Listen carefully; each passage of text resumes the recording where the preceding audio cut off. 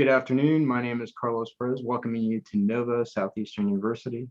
Today we're hosting NSU's LGBTQA Pride, and we've got a wonderful panel of alumni and some individuals that are very, very soon to become alumni. Dr. Jones, can you go ahead and do a brief introduction? Sure. My name is Dr. Gregory Jones. I graduated in 2007 from the Center for Psychological Studies in clinical psychology. I am the owner of the Capital Center for Psychotherapy and Wellness here in DC. I specialize in LGBTQ mental health and currently also finishing up a PhD in sexology from the Modern Sex Therapy Training Institute with Dr. Needle. Wonderful. And Dr. Needle, can you briefly introduce yourself? Unmute, please. Dr. Rachel Needle, I'm a licensed psychologist, also graduated from Nova Center for Psychological Studies in 2006. I am the owner of Whole Health Psychological Center, a large group practice in West Palm Beach that has branched out all over the country, doing online therapy. I run the Advanced Mental Training Institute and Modern Sex Therapy Institutes, offering continuing education training certifications like sex therapy certification, and as Greg mentioned, a PhD in clinical sexology as well. Wonderful. And the very soon to be Dr. Paul. Hi everyone, I'm Nadia Paul. I graduated with my bachelor's in psychology from NSU in 2018. I got my master's in clinical psych from the Chicago School, our DC campus, and I'm currently in my 4th year of my PsyD program with a concentration in clinical forensic psychology, also at the Chicago School. Currently, I am the CEO and founder of a nonprofit called Radia's Room, which is founded and in support of our Black queer youth, open to all, but really with a concentration on the intersectionality of race and queer identity. So super glad to be here, y'all. Great. And Dr. Pia Small. Hi, everyone. I'm Pia, and I'm a graduate 2010, 2011-ish, can't remember my dates anymore, in the master's degree in mental health counseling. I have a PhD from Penn State in counselor education, which is where I currently teach in the counselor ed and rehabilitation and human services undergraduate program. Most of my work has been with the LGBTQ community, of which I'm also a member. Yeah, I'm happy to be here. Thanks. And also the very soon to be Dr. Troy Thisler. Hi, everyone. I'm Troy Thisler, clinical psychology PsyD student at Nova, currently expected to graduate in 2023, fingers crossed.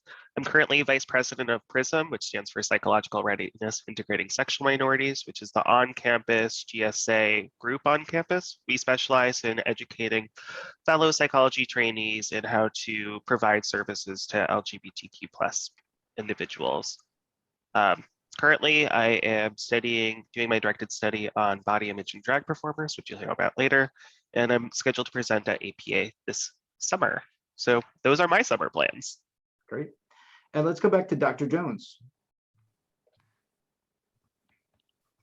Yeah, so I wanted to give a little bit of history about my experience in LGBTQ mental health and my own evolution as a clinician, as well as a social justice advocate. I think my big inspiration getting into psychology was my own coming out experience, understanding what the unique stressors were in terms of navigating the internal struggle of owning sexuality and then being able to come forward with it and begin to express yourself with others and living a really full, authentic life. So that's what really inspired me to go for my PsyD at Nova Southeastern.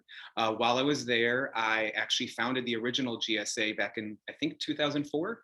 And it was a really amazing experience there.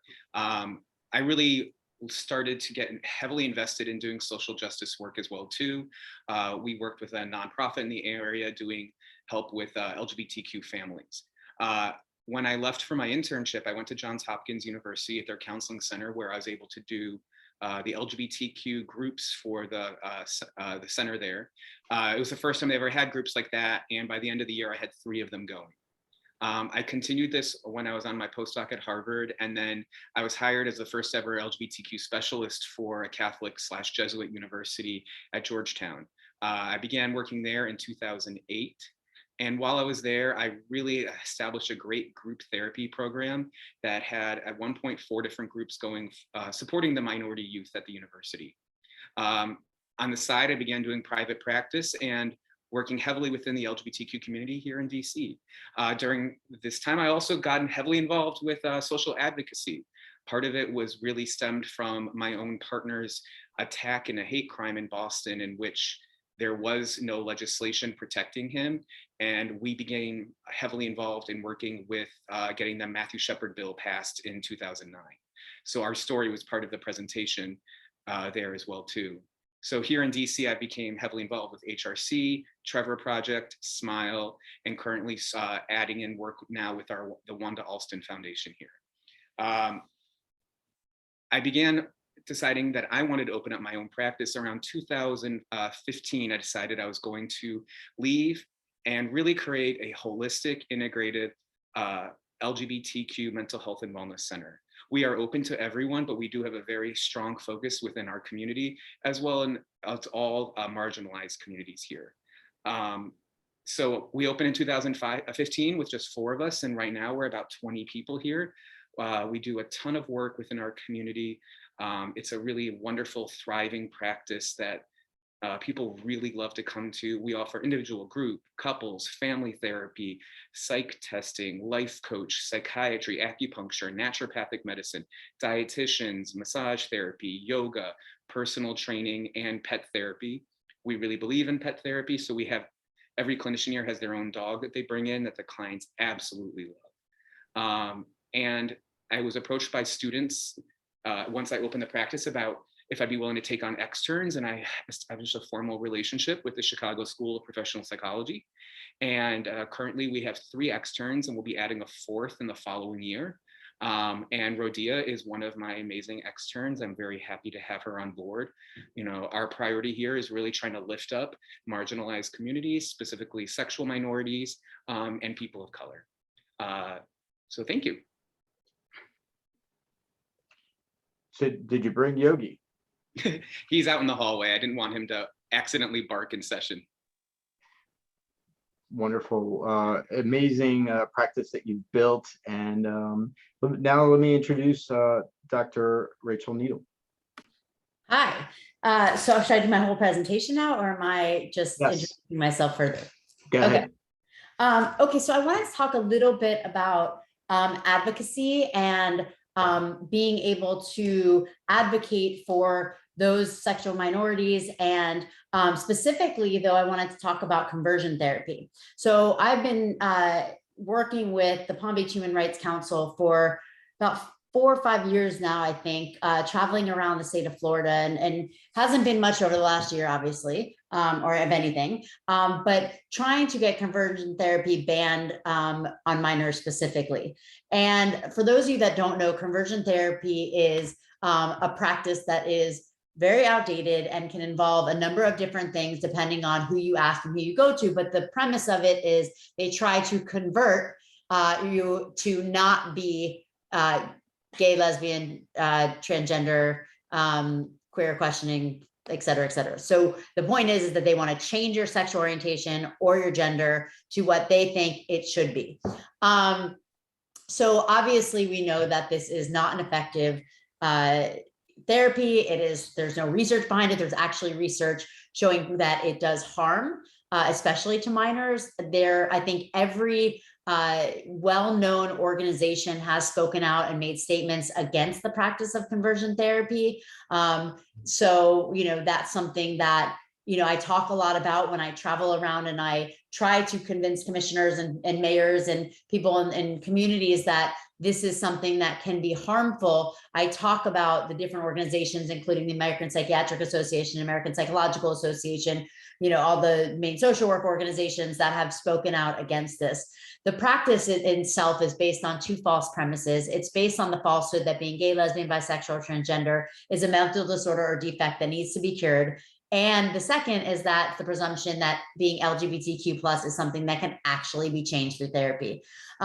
So obviously we know, or hopefully most of us know, that there is no cure, and claiming to do anything like cure, suppress, or change that is not only invalid, but has no scientific validity behind that. we have found that research has shown that efforts and so-called therapies that are aimed towards changing someone's gender identity or sexual orientation have a number of mental health issues that can come about, such as shame, guilt, self-hatred, feelings of anger, betrayal, loss of friends, social withdrawal, problems with sexual and emotional intimacy, hostility, blame, even self-harm, substance abuse, and suicidal ideation. So, this should in itself, and the research that has shown this, should be enough to deter people and communities from letting this be a legal practice. But unfortunately, that has not, my thought is this should not even be a state thing. This should not be, I've been doing counties and cities. And the reason that that's the case is because I'm in the state of Florida where, we know that statewide, it's probably not going to be banned, but we know that this should be something that the organizations that govern us and our licenses and our degrees should be speaking up against. So that's sort of my next step of trying to advocate for that to happen. That being said, it is a very challenging thing to do, and it's very difficult to even contact the right people to help move this forward. So if anyone who's listening has the ideas for that, please reach out to me. But it's very important when you do advocacy like this to make sure that you are quoting the research, that you're talking about that you are making sure that you are talking about why this can be harmful, and in addition, the risks that are potentially associated with it. So I don't want to take up too much time. You can ask questions if you have further questions about that, but that's been something that's been very close to my heart and worked very hard on. Unfortunately, there have been some areas that the cities have been sued after passing these ordinances.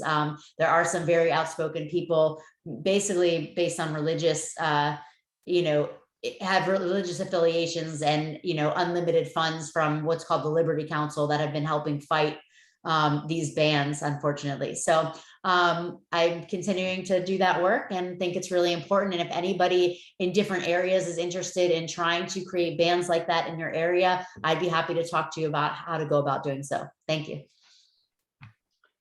It's wonderful to see the work you've been doing on this. So thank you very much. And I'm curious, what got you interested in that subject? Yeah, so I've always, I think as a therapist, you have to also be an advocate. I guess you don't have to be, but that's something that's always been important to me. And as a therapist, I really think that we need to also play these different roles, and including advocate for not what is only right and just and moral, but what is scientifically valid and what's not. And that we have to protect those that we serve and those that are unable to do that themselves as well. So all of those things. And I was lucky enough to have somebody close in the recommend me to the Palm Beach Human Rights Council. And after our first conversation, it was just like a match made in heaven. They had the legal basis covered. They needed the psych expertise. And so I became the expert for all of these cities and counties, and traveling around doing that with them. So wonderful. We're going to come back to you with more questions. Okay. And Radia. Yeah, so I'm like listening to Dr. Needle and Dr. Jones, and I just want to say that your journeys are amazing. I've been sitting here and I've just been reflecting on my journey to centering my queer identity in my clinical work. And I realized that it was something that I didn't have the privilege not to do. So I think that at a very early age, I realized that I have these various identities that create a complex experience of oppression, right? So I'm a Black woman, so there's my Blackness. I'm queer, so there's my queerness, and there's my womanhood. And what do all those things mean in the context of living in America and in the context of being in a field that was founded by cisgendered white men? And so for me, I think that even very early on in undergrad, I found myself like, feeling like I have to make certain parts of my identity salient in order to be accepted, to thrive in the field of academia, to thrive as a budding clinician. And I've thankfully gotten to a place now where I hope and wish for everybody, where I realize like all of these complex identities need to be prominent, and I have to show up authentically because representation is very important. So for me, I do practice in the state of Maryland, and for many of the people that I do therapy with, I'm their very first either Black therapist, or I'm their very first openly queer therapist, Or of course, when those merge together, I'm their very first Black queer therapist. And that means a lot when we think about mistrust in the Black community and mistrust in the queer community when it comes to our clinical health services.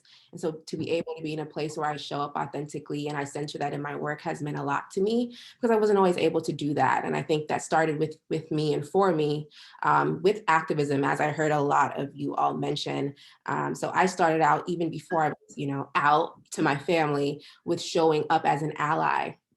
And in one breath, that made me feel great to support queer folk. And then in the other breath, it really created a weird sense of, self-hate for me, because I almost envied people that could show up authentically in their queerness and feel good about that. And so eventually that merged into me founding my nonprofit, which I mentioned earlier. And through that work, I had the courage to come out, to continuously come out, to show up and center myself in ways that I think create the difference when it comes to the mental health field. So even being at Dr. Jones's practice and being able to be a part of a queer group and to be able to be a part of a Black queer group and just what that means in the context of this society has made a lot for me.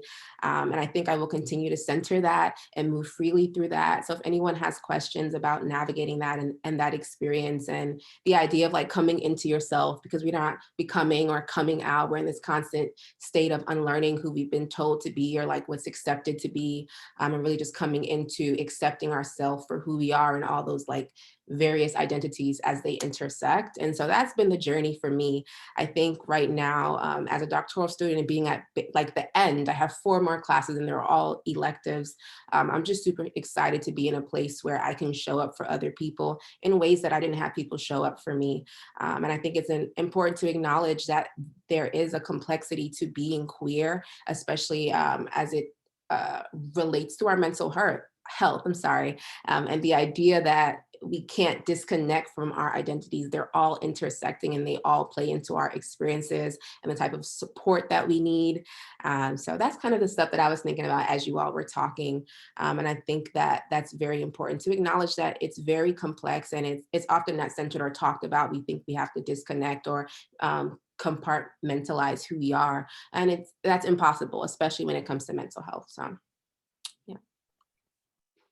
So we're definitely going to have quite a few questions for you. And Troy, can you come on? So everyone, I'm Troy again. One area of interest that I already told you about would be body image in drag performers. My directed study really looked at what are the implications of doing drag. Is it a protective factor? Is it a risk factor?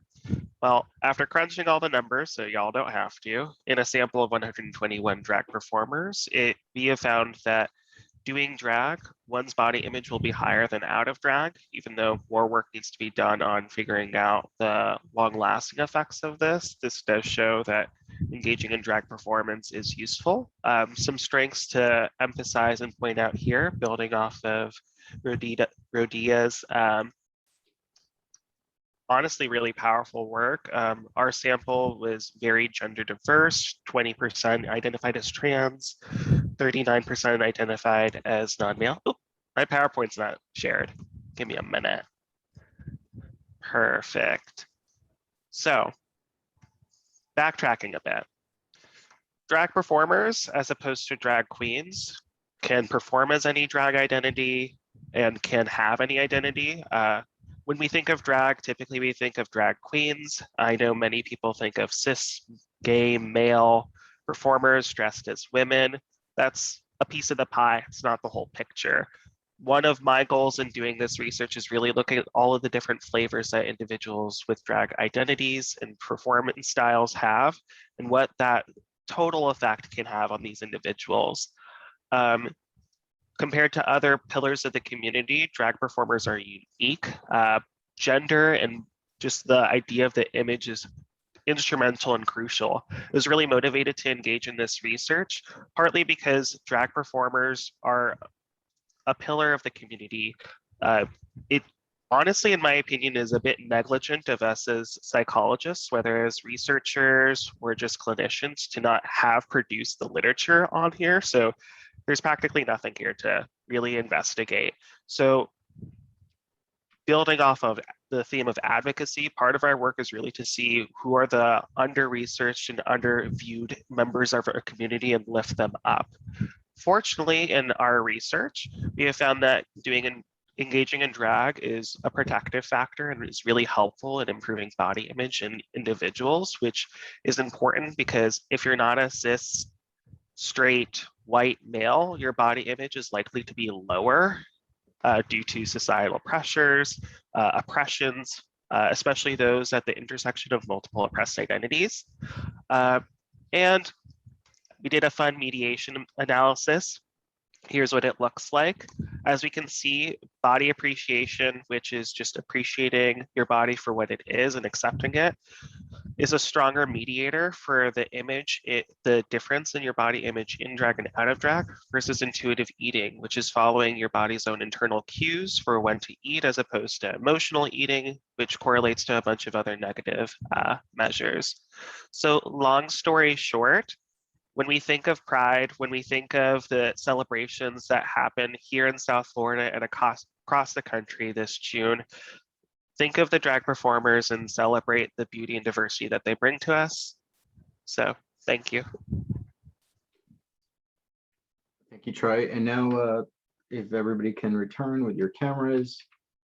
Really colorful group. I'm really excited to ask you some questions.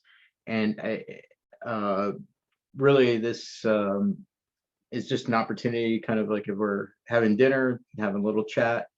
And one of the first things that comes to mind is the terminology that we use. And I've often used the word queer, and I've noticed that there's reactions that people are extremely uncomfortable. And also there's a trend for pronouns, especially in the mental health professional field, utilizing these pronouns. And some people get very frustrated by the terminology. What are your perspectives on some of these factors? I personally think that language is important. I think back to before I was comfortable, and of course, comfortability and self-acceptance is ongoing. But before I was where I am now, I didn't even have access to language that helped me explain my experience. And so now I really value the language and being able to describe things. So for one, for me, like I think about the term homophobia. I have removed that from my vocabulary and I've replaced it with the term homomesia. And I did that because homophobia means a fear, a literal phobia of sexuality or gender identity. And in reality, it's not that, it's actual hate or very strong dislike. So that's an example of a word that I've replaced. And for me, with queer and, all these different words, like, for example, dyke, I call myself that, and some women don't like that term, right? But for me, it's about reclaiming and living in your truth. And I think if something feels right for you, then that's what feels right for you. I personally, although I do only date women, I don't like the term lesbian that much. So I say queer, or I may say gay, and I think it's regardless of what it is supposed to mean, it's about what you feel like fully encompasses your identity. And I think that if we're really talking about inclusion and acceptance, that however someone chooses to identify is none of your business, right? So I have she, her right here on my name, and that's what I'm comfortable doing. And if someone wants to identify as they, them, or, whatever the case may be, I think if we're truly saying we want full acceptance, we have to leave room for other people to do that and mind our business a little bit. So that's sort of my take on that there. I did make a mistake and I left somebody out, Dr. Pia Small. My sincere apology. Can you get in and reintroduce yourself and tell us a little bit about what you do? Okay, I'm muted. I'm sorry about that. Hi, yeah, so again, I'm Pia. I have degrees in mental health counseling and counselor education. And as I was listening to you guys talk, and especially Rodea, one of the things that I thought about was this notion of living authentically, and how living authentically is this act of ongoing vulnerability in our lives, this constant performance of coming out that happens in both really public ways, but also in really small ways, right? So as you're creating like an office space do you have a picture of your spouse? If it's a same-sex spouse, right? That's an act of coming out. But it's also this sort of ongoing act of social resistance. And I know as a new counselor, this was something that I really struggled with and actually had really came up against in my first internship at Nova Southeastern. That I was working at an alternative school, and there were a lot of rumors going around among the students about my sexuality and my sexual orientation, and even a little bit of my gender identity. And that was one of the first times that I really, in a place of work, came up against, who am I and what parts of me do I give and come out, and what's important. I came out in the 80s. So I came into myself and my sexual orientation at the height of the AIDS epidemic, at a time when being gay was not as well known. I think I came out to my parents, my mom's first comment, God love her, was, "You're too pretty to be a lesbian," right? So like all these misconceptions and ideas of what being gay or queer was. And so for me, it was, especially in my younger days, this constant coming out, this constant need to kind of assert and be seen for who I am. And I've taken that as a counselor and as an educator really seriously. I'm very out at work, and I'm very lucky in that I'm very supported in that by my university. And that's not the case everywhere. I live in Pennsylvania, and Pennsylvania does not have protections for LGBTQ people, which is amazing, like amazingly awful. When marriage equality passed, I was really lucky that I could get married and still have my job. That's not true for a lot of people in Pennsylvania. When you apply for a marriage license, it becomes part of the public record and it's posted and like in the local paper. And so I know many people that work, for instance, in rural school districts that don't feel safe or comfortable getting married because they could lose their job. So this has been a particular passion of mine now that I live in a more rural area. State College has a big university, but we're surrounded by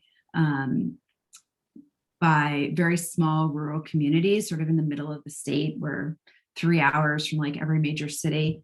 And so I was one of the founding members of a local nonprofit called the Center. We're in Center County, LGBTQ support network. And we've worked both at the state and the local level at increasing protections for LGBTQ people.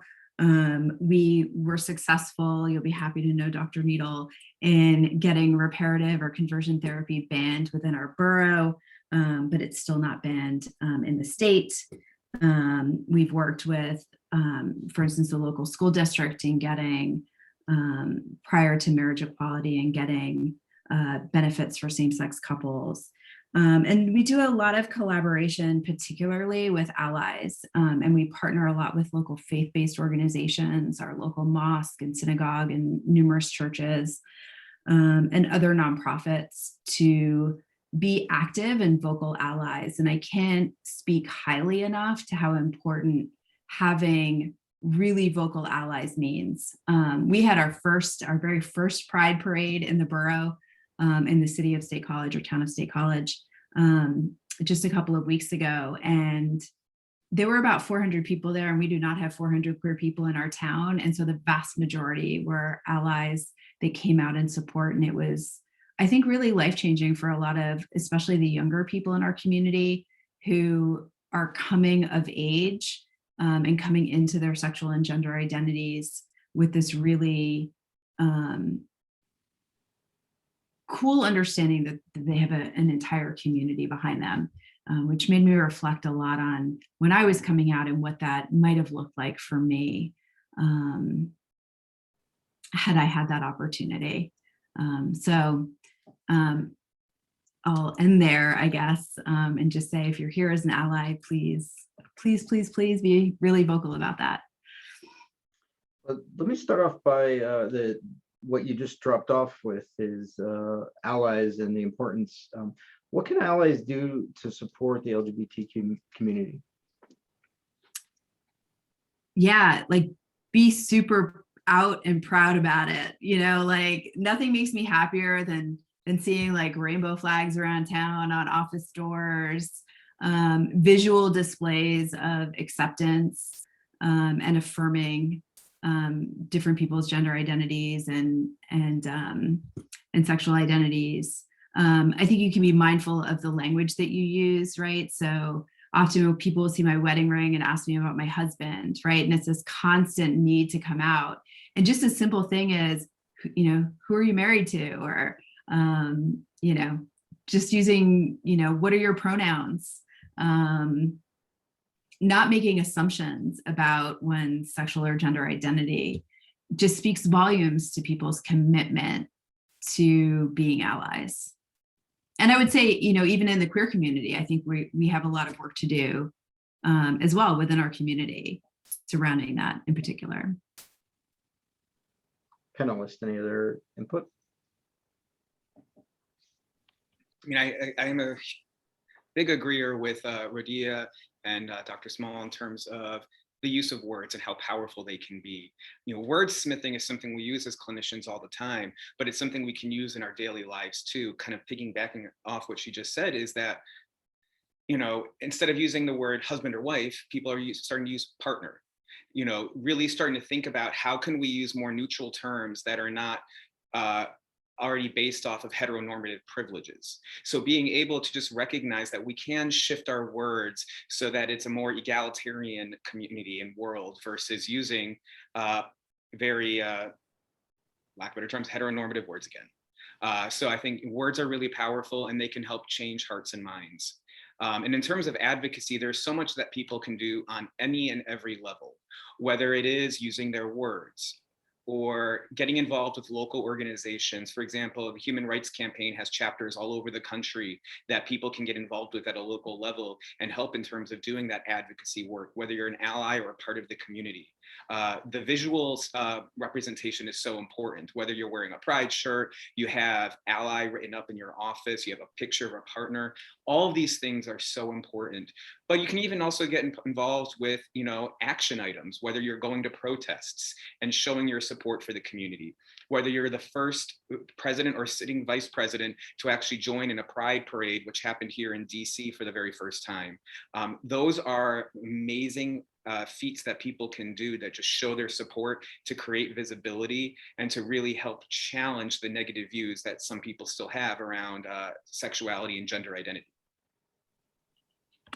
Definitely agree with that. And I want to add, I've been playing with this concept, which it may not even be a thing yet. And if it's not, I'm coining it now. But I've been playing with the concept of heteronormative guilt. And I think that sometimes I feel like people are overcompensating amongst queer people and amongst me specifically to prove that they're an ally. And for me, if you're an ally, what counts is that you're doing it amongst people that are not who you're allying for. So I think having those conversations in groups that are not queer are even more important, and keeping the same energy, right? So if you're loud and proud when you're around me, you should also be loud and proud around your cisgendered, non-queer identified friends. And I also think just the concept of leading with true empathy and acceptance rather than guilt. So one thing I'm practicing for myself, right? Because I think as Dr. Small said, like we also have to advocate for others that are on the spectrum of which we don't identify. So for me with trans folk, right? I've replaced saying sorry when I misgender someone with like, thank you. And then I repeat it, right? So if someone identifies as they, them, and I accidentally say, you know, she or he, when they correct me, I used to come from a place of guilt where I immediately say, oh my gosh, sorry. But now I say like, thank you. And I repeat, you know, their correct pronoun. And I think like that is really important. So really just leading with true acceptance and letting it go further than just when you're around certain people, so. I kind of in the same area, Brittany asked about so much of our audience is going to be mental health professionals or future mental health professionals. Is there more that mental health professionals can be doing as they prepare, as they're practicing for the LGBTQ community? I mean, I think first of all, like have an understanding of the LGBTQ community. It can't just be performance-based. And so getting involved. I mean, I agree with Rodia that you can't just be an ally when you're with us, but I will also acknowledge that I think for even allies, there is this sense of a coming out process, and a sense of a journey of what happens in coming to that. I know I saw that in my family, right? Like my mom, I came out at, 17, and my mom really struggled with it until I got married at 42. And she still struggles sometimes with saying my wife. Sometimes with friends, she'll say, my daughter's friend. And I'm like, really, Mom? She's going to be mad that I'm saying this, but she's come a long way. And so sometimes it is a journey. And I think just recognizing that and owning that. And I love what Rodia says about not saying I'm sorry, but doing better, right? And saying thank you. Being open to learning is so important. I wanted to kind of also share another snippet about in terms of pronouns. I had a really unique experience with a client recently, and it was followed up by, I saw a post the next day on social media that I wanted to bring attention to. This client works at a very progressive firm here in DC, and every time they're in meetings, they are, asking people's preferred pronouns. This person has not come to terms or been out with their pronouns yet, and they were actually getting triggered every time that they were asked about their pronoun. The next day, I saw on social media that someone had posted from their university, what the teacher had sent out, where that talks about what are your preferred pronouns, but also, is it acceptable to ask you about your preferred pronouns? Is it acceptable to use them in the classroom right now? Essentially saying, I want to be sensitive to where you are and your own process of understanding your gender identity and your outness. So I've got this amazing panel, and this is a question that's come back from some parents that I've dealt with in the past. Is it nature or is it nurture? Little controversy for you. Being gay? Yes. You've never been asked that? Who cares? Who I am. Nature, nurture, whatever, it's fabulous. Yeah. What's the research say? Research is definitely really pointing to, in terms of sexuality, that there is a lot more biological basis for it, that people are essentially born this way, if we want to coin it and then quote Lady Gaga. But what's been interesting that I have seen is that because we've been this generation has now become so much more open, that we're seeing people who are really becoming comfortable letting go of all gender norms and sexual norms, and being okay with saying, well, this is feeling different, let me try this, and seeing what it's like. So I think there's going to be a variety coming up soon, but I think the more that we work on destigmatizing sexuality and gender, we might see some changes in it. Yeah, I would have to agree. That question, Dr. Perez, I got triggered a little bit, right? So being from a Caribbean Christian background, I often got fed that's not nature, you weren't born that way, you're not allowed to be that way, and almost like trying to Bible and Caribbeanize myself out of me, right? And so I 100% agree that the literature around it is leaning towards the fact we can biologically see, based off testosterone and estrogen, all these different things, that it's nature. But I do think that the coming into yourself process is really guided by nurture. I think depending on the environment that you're in, and whether or not it's allowing you to show up fully. Shout out to Dr. J, because he's helping me bud. But I think that process becomes easier.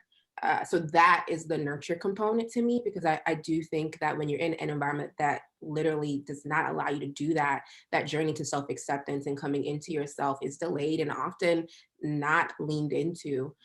So yeah, that's my take. And I think, it makes me think of there's so many people these days, you mentioned parents, right? That are, will coin a teenager as they're just experimenting, and they're, they don't know what they want. It's just because it's fashionable, or not fashionable, but it's, this is what the kids are doing these days. And it's I go back to who cares too, right? We all experiment. That is a normal part of development, is experimentation. And who cares? if we think of like the Kinsey scale, right? One of the really great things that he did is our sexuality for everybody exists on a continuum. And most of us are not at one end of the continuum, either 100% gay or 100%, straight or heterosexual. So if they enjoy looking at somebody of the same sex, we don't have to define what exactly their sexual orientation is unless they want to. So, let's take a step back and stop labeling people as, being in this, transitional period and experiment, and they're just a young kid. Like, let them enjoy their sexuality, whatever that means. And that might change throughout their lives. And that doesn't mean it was just a test phase and experiment and they were rebelling. It means that at that time they were interested in something and now they're not. And they may be again in a year or 2 years. And that doesn't mean that that wasn't real at that moment. So I think we really need to get out of this mindset of we are one thing, unless someone wants to define themselves as one thing. I'd also add, we probably should keep that same energy for gender as well. It's also a spectrum. It isn't a binary. Non-binary and third gender systems have existed for thousands and thousands of years. So, and gender is the takeaway. Yeah. So you might get quite angry with this question. Is Nice way to bisexuality preface it, Carlos. is bisexuality a myth used by someone that is ashamed to be gay? No. No, No. no. So it's okay in our community for someone to be bisexual, because we've seen some people get shunned on this. I mean, I think there's been a long history of the notion of bi now, gay later. And that people used it as a gateway to slowly come out. But we also have to kind of acknowledge what Dr. Needle was saying, was that people's experience in the here and now is what they are in the here and now. And a lot of people may have grown up trying to engage in opposite sex relationships, but as they've started to come into their own, they're beginning to be open to acknowledging that they have sexuality experiences or attractions for same sex or non-binary. And with that, there's often then affirmation through experience that may allow someone to evolve their identity, and they may be bisexual then and gay or lesbian later. But there's also a lot of people who are truly bisexual who are born feeling this way of just like, I like everyone. I don't necessarily fall for gender. I fall for person. Like, the more and more that we destigmatize gender and sexuality, we're going to see a huge shift in people's openness to just love. Definitely agree with that. I think that this question speaks to the stigma that is present in the queer community. There's a lot of racial, there's a lot of gender identity, there's a lot of sexual identification stigma that goes on. And I think that this concept of like bisexuality not existing is further exacerbated, one, by, of course, the other, but also by us. Like, there's a lot of people in our community saying this about people that identify that way. And so it goes back to Dr. Needle, like, who cares? I do think that sexuality is a spectrum, and even if you're someone that identifies on one end or the other, doesn't mean that somebody else can't be in the middle. So.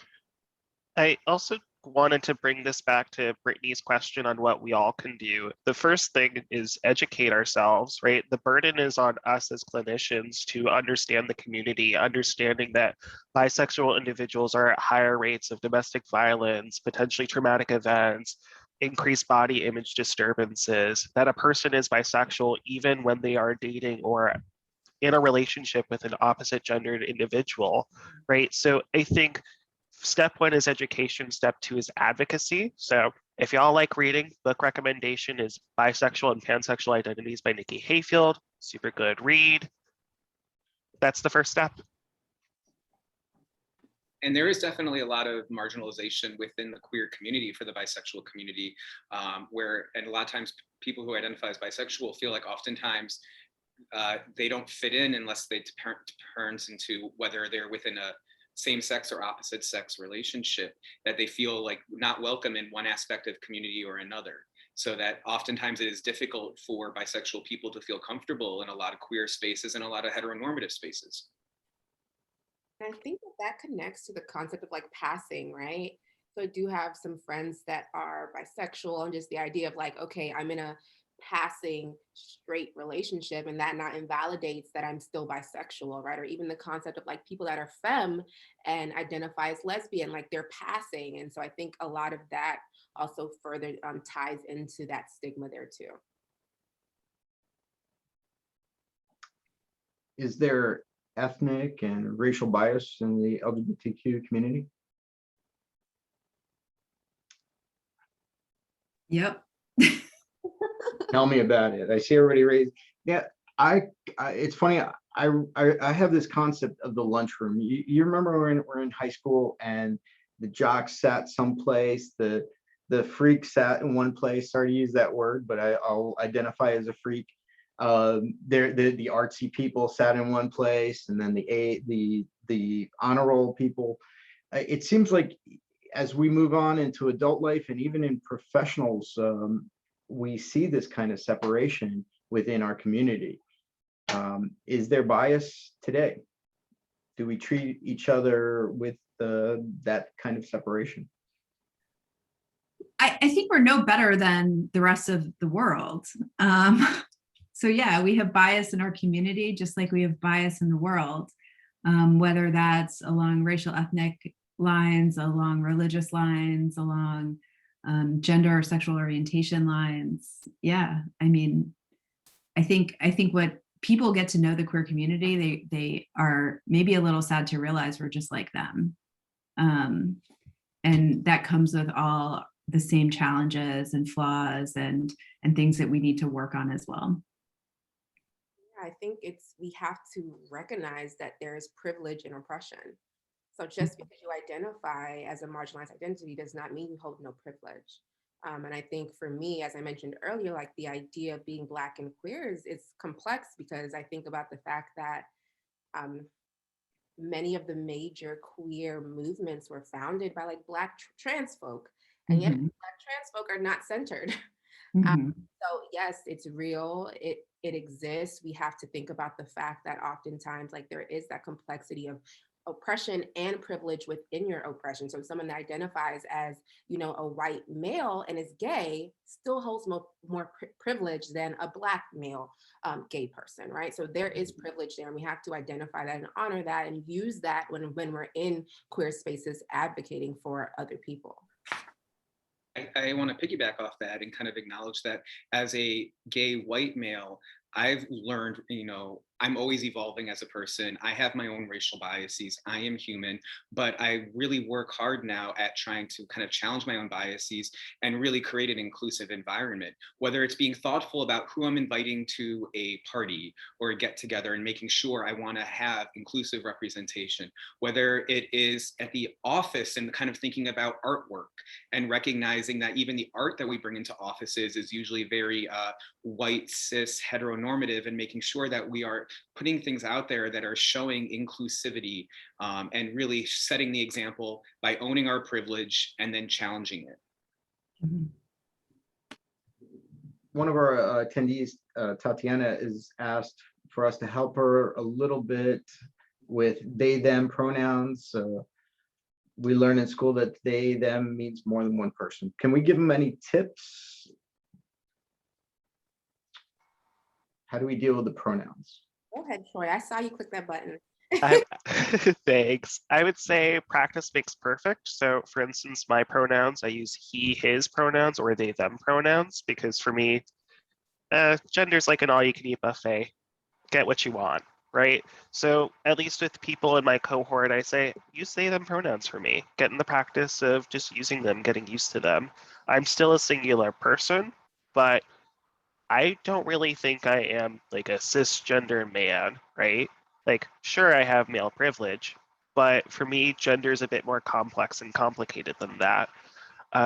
So practice makes perfect. Getting used into the habit of just understanding that if you don't know someone's gender, they is a safe bet, rather than assuming someone's gender, and really affirming an individual when they tell you that their pronouns are they, them, or something that's not even he, him, they, them, or she, hers, right? A person's pronouns isn't a preferred pronoun, it is their pronouns. It's how they identify, so. I definitely agree with all of that. I first want to say before I speak, I do not identify as they, them. And so my perception is based off education, interaction with friends. But from outside looking in, I just want to like clarify, it's not that someone is more than one person. They are a soul being that feels equally in tune with their masculine and feminine energy. And they do not identify with one binary presentation. As Troy said, is just who they are and not their preference. I think for me, one thing that I practice is one, as I said earlier, saying thank you. And two, just not assuming. If I really don't know and I don't even want to say they, them, I use their name, right? So saying someone's name as they have introduced themselves to you is always the perfect way to go because you're not assuming gender. And then I also think too that just going the extra mile of educating yourself, I can say with 100% confidence, whatever we're learning in school is not enough. So kudos for your school for even teaching that, because I have yet to learn that in any program, and I'm in my doctoral program. So I think just doing the extra mile of researching, there's so much literature out there, not so much, but so much outside of what you can learn in the school environment. So just going the extra mile of researching, learning, and not being afraid to ask questions, but being intentional about what you ask. And the Latino community has an extra level of this because we assign gender to almost the entire sentence. So in Portuguese and in Spanish, you see the change of a word, a noun, a verb is often changed because there was this need to identify the gender in every sentence. Claudia has a question. Being new to the LGBTQIA plus community, and having a master's in clinical mental health now, how can I get more involved in the community? Any tips for Claudia and how to get connected? Yeah, I would first want to say just follow what you feel ready for. So I think we tell our clients all the time, like we're going to meet them where they are, but we don't do that for ourselves. We feel the need to like dive head first, and now we're overwhelmed and we're doing things that we really weren't ready for. So I think checking in with yourself and seeing like where am I coming into process and what am I comfortable doing? And then once you figure that out for yourself, like researching what's available, I know there's usually something on campus that you can do. And if not, just looking at the APA, like we have a division specifically for people that are either allies or a part of the queer community. And I also think leaning into your circles and finding ways to get involved in your community is always a good way to go to start if you're not comfortable centering yourself yet in your field. Because I think, as Dr. Small said earlier, that's a lot, and it's an intentional, conscious process of doing that daily. So. And I think you're going to find that's true with the American Counseling Association, the School Psychology National Association, even the state associations. There's often divisions, social workers and family therapists as well. So professionally, I encourage you to become involved either as an ally or a member of the LGBT community. Yeah, there's often trainings in communities that you can go to too, like kind of like LGBTQ 101 trainings. And if there's not one in your community, we offer one through my nonprofit that's free that you can check out our website and sign up for one. There's also, you mentioned that you're in a clinical mental health counseling field program. So there's SAGE, which is through the ACA, which is the Society for Sexual, Affectional, Intersex, and Gender Expansive Identities. And so getting involved with that subgroup of ACA is a really great place to start. But I also just say, show up to Pride. It's July. I think actually Fort Lauderdale already had their Pride, but there might be other ones in the state. And beyond Pride, just show up at community events and, you know. Yeah, I mean, at a lot of Pride events, for example, here in Washington, D.C., we have, our big Pride parade on a Saturday, but on Sunday, we have a giant festival.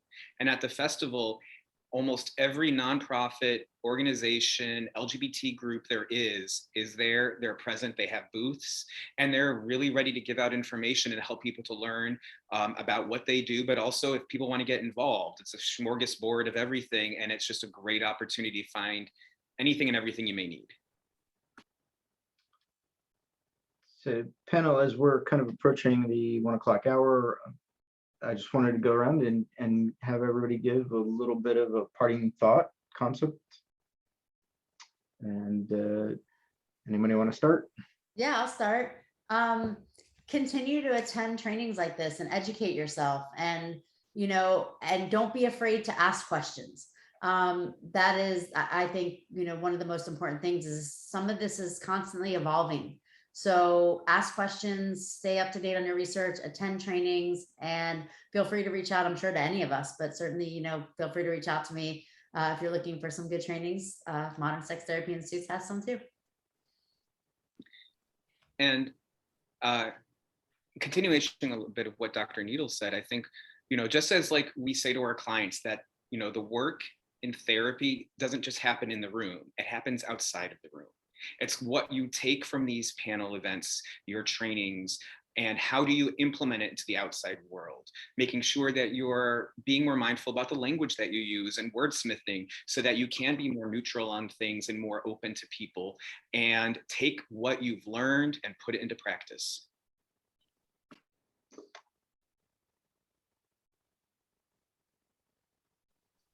A big thing that has been important for me in thinking about advocacy and really helping the community is just listening.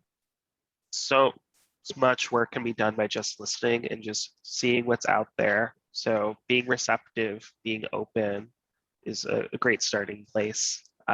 Also just wanted to plug the Violence Against Women Act still hasn't passed the Senate. So if you want to do some heavy lifting advocacy, contact your representatives, try to get that and other associated bills passed. I know you said one thought, Dr. Perez, but I have two and I never follow directly. Okay. So the first one was that I think it's important to understand, as budding, as current, as seasoned, whatever you are as far as your clinical career, that we are not engaging or trying to achieve cultural competence, but rather we are working to stay culturally responsive and understand that you never know enough. There will never be a time where you know everything, and we have to approach things with humility and really try to understand and just show up in the way that we are able to. And I also think, in addition to that, understanding that activism, advocacy is not one size fit all. It does not mean you have to go on the front line of a pride parade to show up, right? So it's figuring out what works for you and what's your way for showing up and leaning into that and owning it. So. I think my final thought too, I echo what everyone said. And so just to add something new, for those of us who do the work, remember to take care of yourself. It is hard and draining, particularly when you're also a member of the community, which is why allies are so important to bolster and affirm and support us in doing that work. But it's also important that we take the time to really take care of ourselves so that we don't burn out and we can continue to do this really important work, both as advocates and just mental health professionals. So how are you going to do that soon? Me? Mm-hmm. I'm going to the beach. We're going to the beach. I'm going to read novels that have nothing to do with anything except enjoyment. I'm going to turn off my phone and my email and just disconnect for a little bit. Dr. Jones is going to go to Europe. I'm going to Ibiza. Very nice.